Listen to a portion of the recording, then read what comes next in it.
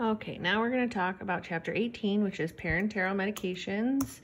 That is any route other than through the GI system. So any route that's not like oral or through an NG tube or PEG tube or anything like that. So this is usually we talk about this when we talk about like injections, like IM, subcutaneous, intradermal, IV. These are generally fast-acting medications because they're more rapidly absorbed than any oral medications are. They're usually sterile solutions, and it's the preferred route if the client is vomiting or unconscious or has no NG tube or OG tube available. So there's a few different ways of packaging. We have ampules, which are sealed glass containers that are designed to hold single doses. They're snapped open, and then we use a protective sleeve, something to hold while we snap it open. Then we insert a filtered needle into the ampule and withdraw the medication by pulling back on the syringe. And we withdraw with that filtered needle to prevent any glass particles being aspirated into the syringe. And then we remove and discard that filtered needle and attach the appropriate needle for the med administration. We also have vials. This is what you're going to see most often. These are plastic or glass. They have a rubber stopper. The sterility of the rubber stopper is not guaranteed, so we always wipe it first with alcohol. There's single dose or multi-dose. It depends on the medication. And sometimes they require reconstitution, which means that we have to add either normal saline or some other solution to reconstitute the medication. So we inject air of the equal amount to be withdrawn, and that helps us remove the solution. Some vials we are not able to do that with, though, and you'll learn more about that when you're doing injections and drawing up medications. It's very important to make sure that you draw up only the amount of the solution that you need for the dose. So these are some pictures of ampules over here, that glass ampule, and you'd snap off that top. And then these are pictures of vials that we would use. So there's also like mix of vials. They have two compartments. The powder is separated by a rubber stopper, and they have to be mixed before administration. There's cartridges, which are pre-filled glass or plastic, and they fit into an applicator. There's pre-filled syringes that are measured in specific dosages. And these are some pictures of those. This is that mix of vial. You have to push the metal stopper through, and then you mix the solution. And these are like the Carpuject and EpiPens, things like that, that are in specific doses. So it's important that you always discard excess medication from a cartridge or pre-filled syringe prior to administration. If you don't, then you could accidentally give too much of the medication. And then we have syringes. So we kind of talked about syringes earlier in the semester. There's various sizes. The components are the barrel, which is the outer calibrated portion that holds the medication. The plunger fits into the barrel, and that helps you withdraw and inject the medication. And then the tip is the end of the syringe where the needle or blunt tip device is placed, and it can use like a lure lock. That's what we use most often. And then disposable is a one use only. All of these are going to be one use only. We're not going to continuously use them. So earlier in the semester, we talked about measuring. We measure to the flat part of the plunger. That tip accounts for the extra space in the tip of the syringe. Never recap use needles. Specialized needles are in place with safety guards. We always want to make sure that we prevent any needle sticks. We also have some needleless systems, which are really convenient to help prevent needle sticks. Okay, so these are some pictures of those safety guards in place. So we have lots of different sized syringes that we use. It's very important to always use the smallest syringe for the appropriate dose given. So for example, if you need to give 1.5 milliliters, you'd use a 3 milliliter syringe. You could use, a 10 milliliter syringe, but we always want to go with the smallest because that helps us to be more accurate. You're usually going to see 1, 3, 5, 10 ml syringes, and those are going to be, like I said, more accurate the smaller you go. Let's see here. When we're talking about insulin syringes, they're used for insulin only. We don't give insulin with any other syringe. These are measured in units. Syringes are calibrated to match the insulin doses. So we have U100 syringes for U100 insulin. So never think in terms of milliliters when we're giving insulin, think of units. So we have low dose and 1 ml sizes. Low doses have a 30 or 50 unit capacity, and then the standard insulin syringes have a 100 unit capacity. And these are some samples of the unit syringes. And we draw up, like I said, we draw up insulin by the units. Okay, so let's see here. So here's an example. Mrs. Garcia's fever has subsided. It just asks what syringe you're going to use to draw up the insulin, and the appropriate answer would be an insulin syringe. So reading labels, we did this earlier in the semester. We will see the total volume in the container and then the dosage strength expressed in milliliters.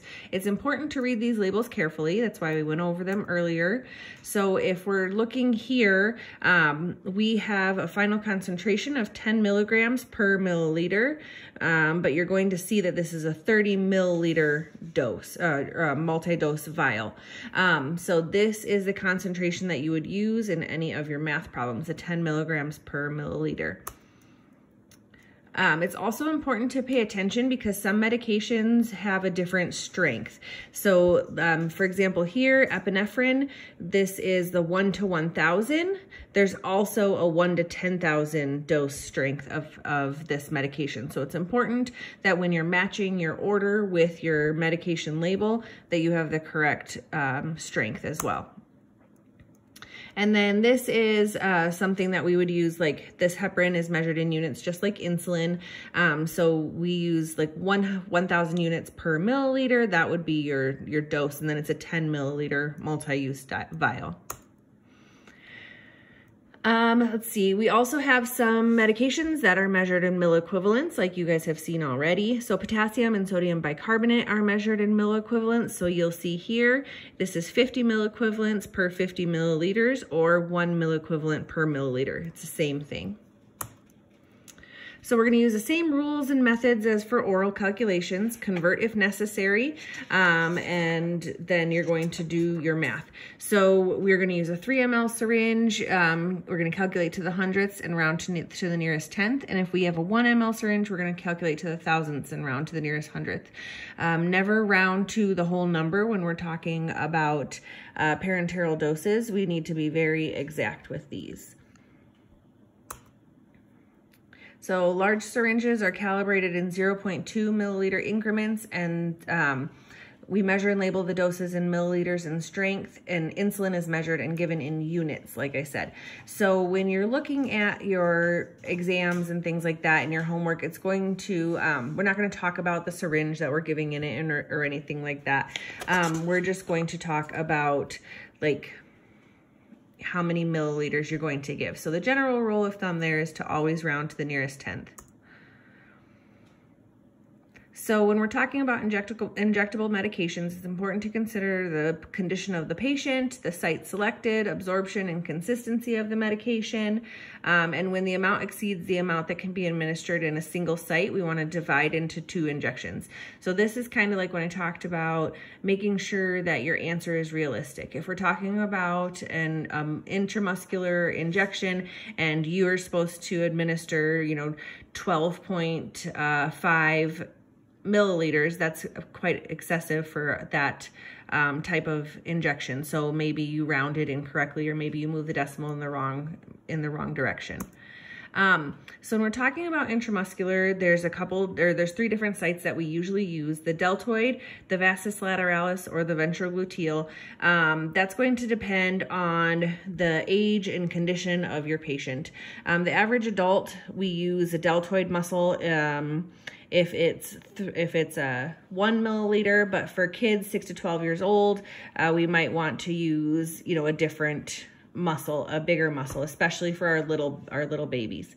Subcutaneous, that is that fatty tissue in your abdomen or in your arm. And then intravenous, we can give really any amount. So mixing medications in the same syringe, 2 meds can be mixed if they're compatible with each other and the total amount does not exceed the amount that can be given in a single site. So you might see this in some vaccines. They might be combination vaccines, or if you have like some different types of sedation and things like that, insulin, things like that. It's important to calculate the dose to be administered to the nearest tenth for each medication and then add the results to find the total volume.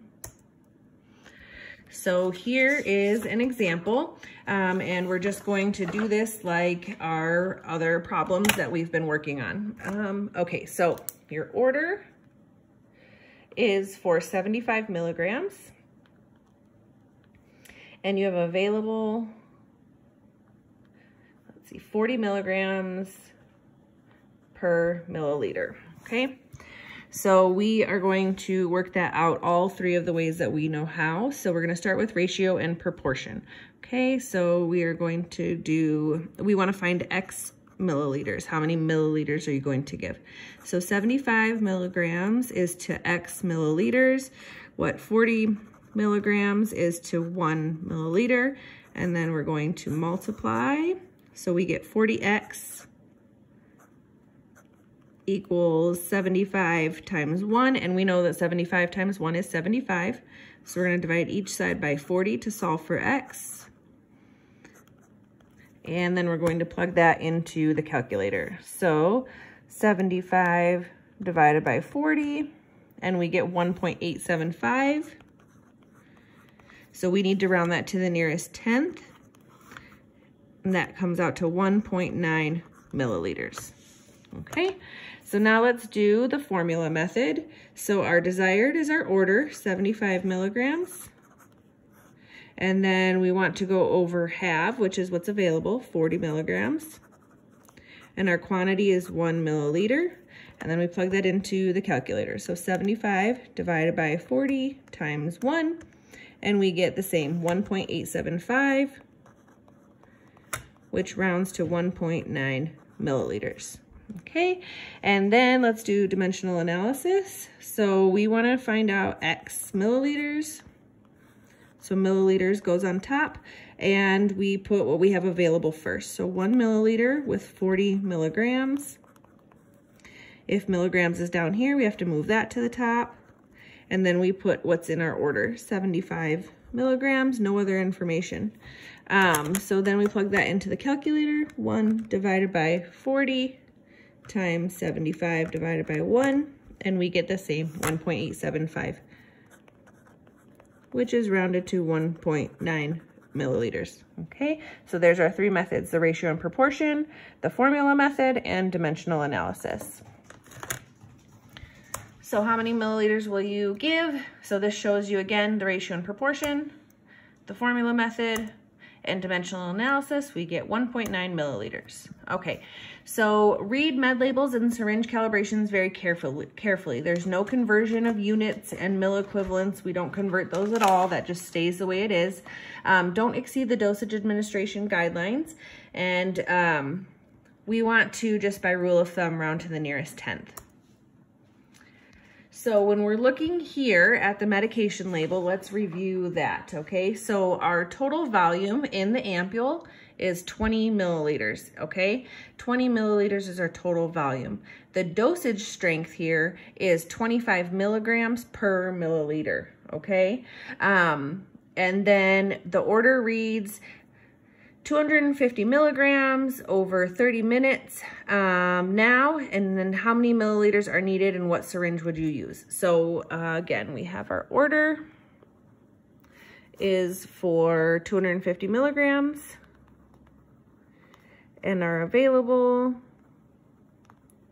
is 25 milligrams per milliliter. So I want to find out X milliliters. So again, in ratio and proportion, that is going to be 250 milligrams is to X milliliters, what 25 milligrams is to 1 milliliter. And then we set up our equation.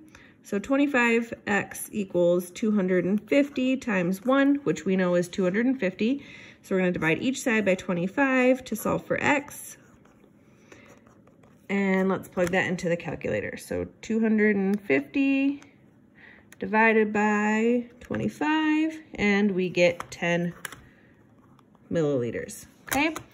So now let's do it in the formula method. So we have our desired, or our order, 250 milligrams over half, which is our available quantity, 25 milligrams, and our quantity is 1 milliliter. Okay, we'll plug that into the calculator, 250 divided by 25 times 1, and we get the same 10 milliliters. And now dimensional analysis, so we have X milliliters equals, we need to have milliliters on top and our available amount, so 1 milliliter to 25 milligrams.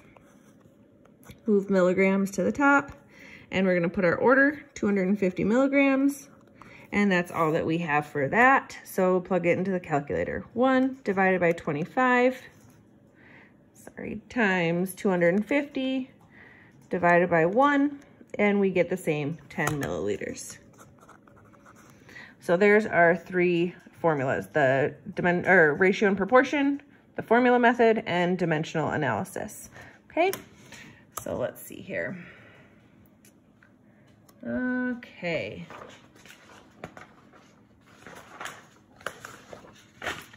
So another sample problem later in the shift, we notice increasing edema. We are also noticing that she's short of breath. Let's see. So we have the order to give 20 milligrams of Lasix IM. So order 20 milligrams. Okay. And then let's see. This is our medication label. Okay. So our available is right here. 20 milligrams in 2 milliliters, okay?